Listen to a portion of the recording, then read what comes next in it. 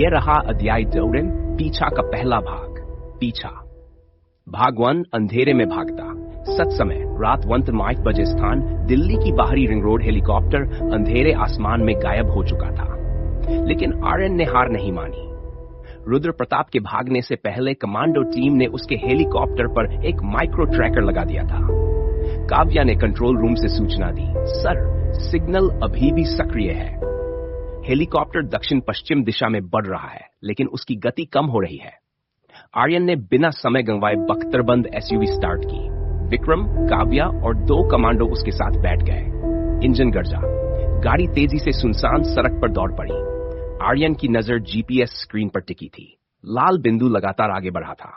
अगर ट्रैकर सही है तो रुद्र ज्यादा दूर नहीं गया। तभी काव्या ने कहा, सर, कुछ अजीब है। हेलीकॉप्टर अचानक एक जगह रुक गया है, लेकिन वहां कोई हेलीपैड नहीं है। आर्यन ने नक्शा देखा। वह स्थान शहर से बाहर एक पुरानी औद्योगिक कॉलोनी के पास था। वर्षों पहले बंद हो चुकी एक रासायनिक फैक्ट्री। विक्रम ने धीरे से कहा, यह जगह तो 20 साल से बंद है। आर्यन ने जवाब दिया, या फिर 20 साल से किसी ने इसे बंद समझ रखा है। कुछ ही मिनटों में टीम फैक्ट्री के बाहर पहुंच गई। चारों ओर जंग लगे गेट, टूटी हुई चिमनियां और गहरा सन्नाटा, लेकिन अंदर कहीं से मशीन चलने की हल्की आवाज आ रही थी। आर्यन ने इशारे से टीम को अलग अलग दिशा में फैलने का आदेश दिया। कमांडो दीवार फांदकर अंदर घुस गए। काव्या ने ड्रोन उड़ाया। ड्रोन की लाइव फीड स्क्रीन पर आने लगी। पहली इमारत खाली, दूसरी भी खाली। तीसरी इमारत के नीचे एक विशाल भूमिगत प्रवेश द्वार दिखाई दिया और उसके पास खड़ा था रुद्र प्रताप। वह किसी से सैटेलाइट फोन पर बात कर रहा था। आवाज साफ नहीं आ रही थी, लेकिन आखिरी शब्द स्पष्ट सुनाई दिए, ओपन कोट, आर्यन हमारे पीछे आ चुका है, close quote. Open quote, phase 5 शुरू कीजिए, क्लोज कोट। कॉल समाप्त होते ही रुद्र भूमिगत सुरंग में उतर गया। चलो। आर्यन पूरी गति से उसकी ओर दौड़ा। विक्रम और कमांडो उसके पीछे थे। सुरंग लंबी और अंधेरी थी। अचानक सामने लोहे का एक विशाल दरवाजा बंद होने लगा। रुद्र दूसरी ओर पहुंच चुका था। रुको, आर्यन चिल्लाया। उसने दौड़कर दरवाजे के बीच अपना हाथ फुसा दिया। मोटर की आवाज तेज होती गई। कमांडो ने मिलकर दरवाजा रोक लिया। भारी प्रयास के बाद दरवाजा फिर खुल गया। सभी अंदर घुसे, लेकिन सामने का दृश्य देखकर सब ठिठक गए। भूमिगत हॉल में दर्जनों कंप्यूटर, सर्वर और बड़ी बड़ी स्क्रीन लगी थी। दीवार पर काले अक्षरों में लिखा था, ओपन क्वोट, भ्रम, केंद्रीय नियंत्रण कक्ष, क्लोज क्वोट। काव्या की सांस रुक गई। सर, हमें भ्रम का मुख्य कंट्रोल सेंटर मिल गया है। उसी समय सभी स्क्रीन अपने आप चालू हो गई। उन पर ब्लैक चेयरमैन की धुंधली आकृति दिखाई दी। उसने ताली बजाई। ओपन क्वोट, स्वागत है डिटेक्टिव आर्यन से उस क्वोट। ओपन क्वोट, तुम वहां पहुंच गए, क्लोज क्वोट। ओपन क्वोट, जहां पहुंचने वाला कोई भी इंसान कभी जिंदा वापस नहीं गया, क्लोज क्वोट। आर्यन ने पिस्तौल सीधी की। रुद्र कहां है? ब्लैक चेयरमैन हंसा, तुम अब भी समझ नहीं पाए, close quote. Open quote, Rudra केवल तुम्हें यहां तक लाने का माध्यम था, क्लोज क्वोट। तभी पूरे कंट्रोल रूम का फर्श कांपने लगा। सायरन बज उठे। काव्या ने घबराकर स्क्रीन देखी। सर, सभी निकास द्वार अपने आप बंद हो रहे हैं और हॉल के बीचों बीच फर्श धीरे धीरे खुलने लगा, मानो उसके नीचे कोई और भी बड़ा रहस्य छिपा हो। अध्याय से भाग 1 समाप्त।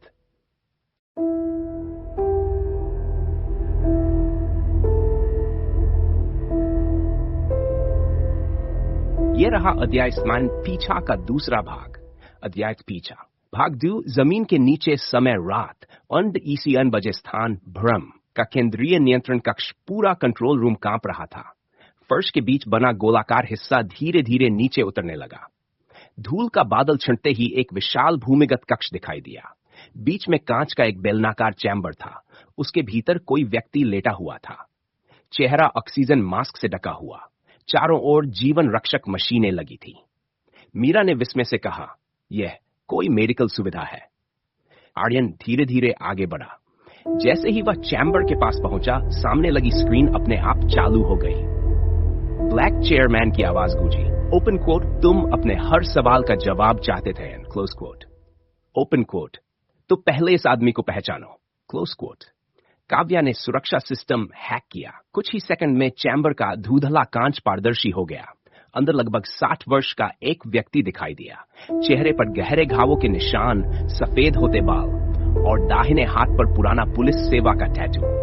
आर्यन की आंखें फैल गईं। उसे यह चेहरा कहीं देखा लगा। तभी विक्रम के मुंह से निकला, ओपन क्वोट, नहीं, क्लोज क्वोट, ओपन क्वोट, यह असंभव है, क्लोज क्वोट। आर्यन ने उनकी ओर देखा। आप इन्हें जानते हैं? विक्रम की आवाज कांप रही थी। ये, open quote, DCP Raghav Mehra हैं। 20 साल पहले ऑपरेशन भ्रम के दौरान इन्हें मृत घोषित कर दिया गया था। कमरे में सन्नाटा छा गया। एक और अधिकारी जो रिकॉर्ड में मृत था, वह यहां जीवित मिला।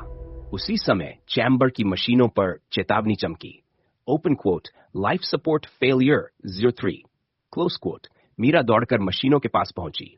इनका ऑक्सीजन स्तर गिर रहा है। अगर 3 मिनट में सिस्टम ठीक नहीं किया गया तो ये मर जाएंगे।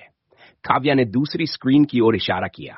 वहां एक नया संदेश उभरा, ओपन क्वोट, एक जीवन बचाओ, ओपन क्वोट, या एक सच जानो, क्लोज क्वोट। संदेश के नीचे 2 बटन थे, save the witness, open the file. Kavya ने घबराकर कहा, सर, सिस्टम केवल एक विकल्प चुनने देगा। अगर वे गवाह को बचाते तो ब्लैक चेयरमैन की गुप्त फाइल हमेशा के लिए मिट जाती। अगर फाइल खोलते तो राघव मेहरा की मौत निश्चित थी। आर्यन की मुट्ठियां भींच गई। एक बार फिर वही परीक्षा, सच या एक इंसान की जान। विक्रम ने कहा, फाइल खोलो, इतने वर्षों की मेहनत बेकार मत जाने दो। लेकिन मीरा ने विरोध किया, नहीं, जिंदा गवाह किसी भी फाइल से ज्यादा महत्वपूर्ण होता है। काव्या चुप थी। निर्णय केवल आर्यन को लेना था। उसी क्षण चैम्बर के भीतर लेटे राघव मेहरा ने धीरे धीरे अपनी आंखें खोली। उन्होंने कांपते हाथ से कांच पर उंगली रखी। फिर बहुत मुश्किल से एक शब्द कहा, ओपन कोट। आर्यन स्तब्ध रह गया। इन्हें मेरा नाम कैसे पता है? राघव ने आखिरी ताकत जुटाकर कांच पर उंगली से 3 शब्द लिखे, ओपन कोट, अपने पिता, क्लोज कोट, ओपन कोट, जिंदा, क्लोज कोट, ओपन कोट, हैं, क्लोज कोट। इतना लिखते ही उनकी चेतना फिर खो गई। मशीन पर टाइमर तेजी से घट रहा था। पूरे कमरे में केवल मशीनों की बीप सुनाई दे रही थी और आर्यन को फैसला करना था, एक जान बचाए या 20 साल पुराना सबसे बड़ा सच खोले। अध्याय 17 भाग 2 समाप्त।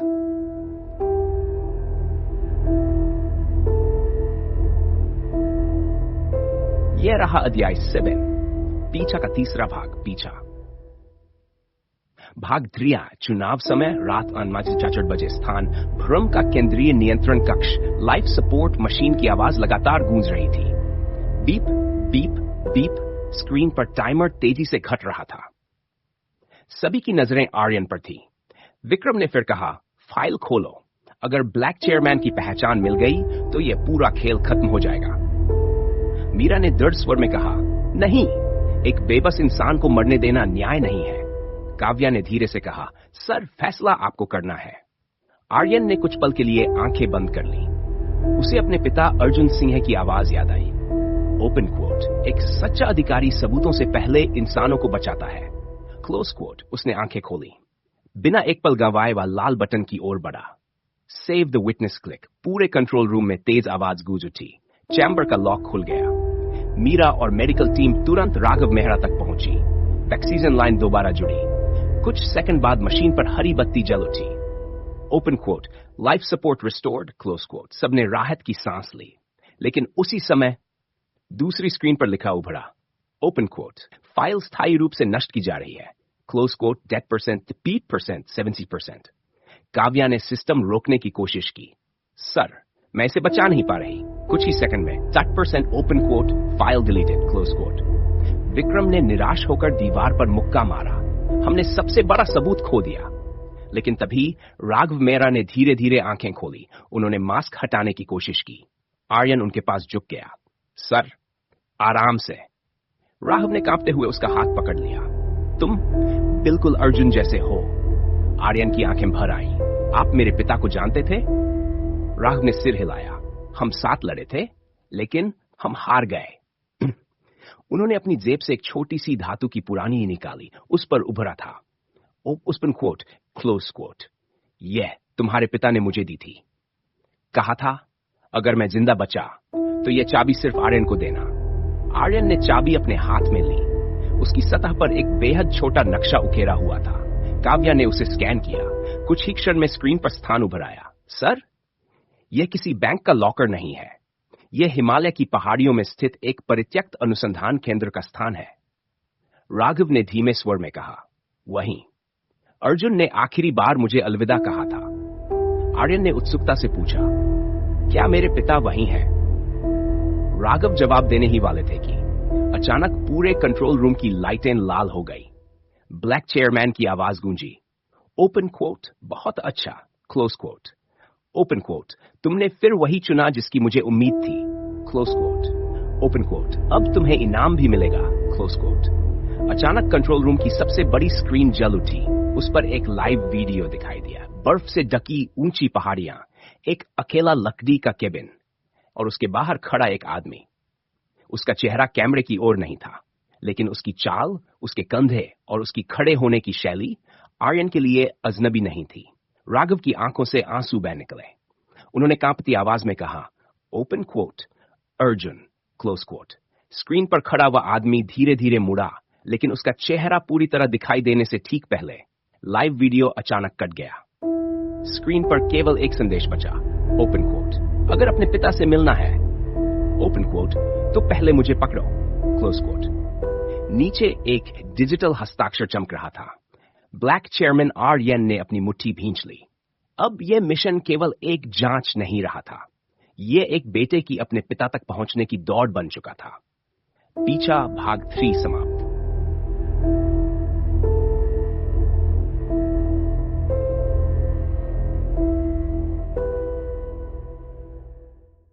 यह रहा अध्याय स्तन, पीछा का चौथा भाग। अध्याय सान, भाग जोर, बर्फ की ओर समय, सुबह Z बजे स्थान। वायुसेना का विशेष एयरबेस। रात भर की कार्रवाई के बाद भी किसी की आंखों में नींद नहीं थी। हैंगर के भीतर एक विशेष हेलीकॉप्टर उड़ान के लिए तैयार खड़ा था। आर्यन के हाथ में अब भी A3 वाली धातु की चाबी थी। काव्या ने उसके आधार पर तैयार किया गया डिजिटल नक्शा स्क्रीन पर दिखाया। सर, यह स्थान किसी आधिकारिक रिकॉर्ड में नहीं है, लेकिन पुराने उपग्रह चित्रों में यहां एक गुप्त अनुसंधान केंद्र दिखाई देता है। विक्रम ने गंभीर स्वर में कहा, अगर अर्जुन सचमुच वहां है, तो संभव है कि ब्लैक चेयरमैन भी वहीं हमारा इंतजार कर रहा हो। राघव मेहरा, जो अब कुछ संभल चुके थे, धीरे धीरे आगे आए। उन्होंने नक्शे पर उंगली रखी। सावधान रहना, यह रास्ता सीधा नहीं है। अर्जुन ने इस जगह तक पहुंचने के लिए 3 सुरक्षा परतें बनाई थी। अगर तुम एक भी गलती करोगे तो पूरा परिसर खुद को नष्ट कर देगा। आर्यन ने पूछा, आप मेरे साथ चलेंगे? राघव ने हल्की मुस्कान दी, नहीं, मुझे यहीं रहकर एक और अधूरा काम पूरा करना है। उन्होंने आर्यन को एक छोटा धातु का लॉकेट दिया। उस पर अर्जुन सिन्हा के हस्ताक्षर उकेरे थे। यह दरवाजा नहीं खोलेगा, लेकिन सही समय पर सही व्यक्ति की पहचान जरूर करेगा। आर्यन ने लॉकेट अपनी जेब में रख लिया। समय, सुबह 6 बजे स्थान, हिमालय की बर्फीली घाटियां। हेलीकॉप्टर बर्फ से ढकी चोटियों के ऊपर उड़ रहा था। नीचे गहरी खाइयां, चारों ओर सफेद सन्नाटा और दूर क्षितिज पर उगता हुआ सूरज। अचानक पायलट की आवाज आई, सर, रडार पर 3 अज्ञात हेलीकॉप्टर दिखाई दे रहे हैं। कुछ ही सेकंड बाद गोलियों की आवाज गूंज उठी। धड़ धड़ धड़, दुश्मन के हेलीकॉप्टरों ने हमला शुरू कर दिया। पायलट ने हेलीकॉप्टर को तेजी से नीचे झुकाया। काव्या ने घबराकर कहा, ये लोग हमें लक्ष्य तक पहुंचने ही नहीं देना चाहते। आर्यन ने दरवाजा खोला। कमांडो स्नाइपर ने जवाबी फायर शुरू कर दिया। एक दुश्मन हेलीकॉप्टर धुएं में घिरकर दूर पहाड़ी पर जा गिरा, लेकिन बाकी 2 लगातार पीछा कर रहे थे। तभी A3 चाबी अचानक हल्की नीली रोशनी से चमकने लगी। काव्या ने हैरानी से कहा, सर, इसमें कोई ट्रांसमीटर सक्रिय हो गया है। चाबी से एक होलोग्राफिक संकेत निकला। उसमें केवल एक संदेश था, ओपन क्वोट, दिशा बदलो, क्लोज क्वोट। पायलट ने तुरंत मार्ग बदल दिया। जैसे ही हेलीकॉप्टर दूसरी घाटी में मुड़ा, पीछा कर रहे दोनों दुश्मन हेलीकॉप्टर अचानक एक छिपे हुए मिसाइल रक्षा क्षेत्र में प्रवेश कर गए। पहाड़ी के भीतर छिपे पुराने सुरक्षा सिस्टम सक्रिय हो गए। धड़ाम धड़ाम, दोनों हेलीकॉप्टर हवा में ही विस्फोट के साथ नष्ट हो गए। विक्रम ने आश्चर्य से कहा, यह सुरक्षा प्रणाली आज भी काम कर रही है। राघव सही थे। अर्जुन सिंह ने 20 साल पहले जो जाल बनाया था, वह अब भी जीवित था। कुछ मिनट बाद हेलीकॉप्टर एक बर्फीली घाटी में उतरा। सामने विशाल चट्टानों के बीच लोहे का एक पुराना दरवाजा दिखाई दे रहा था। उस पर जमी बर्फ के नीचे एक प्रतीक उभरा हुआ था। एथीन आर्यन ने अपनी जेब से चाबी निकाली। जैसे ही उसने उसे ताले में लगाया, पूरी घाटी हल्के कंपन से गूंज उठी। धीरे धीरे वह विशाल दरवाजा खुलने लगा। अंदर से ठंडी हवा का तेज झोंका बाहर आया। लेकिन उसी क्षण सुरंग के भीतर से किसी के कदमों की आवाज सुनाई दी।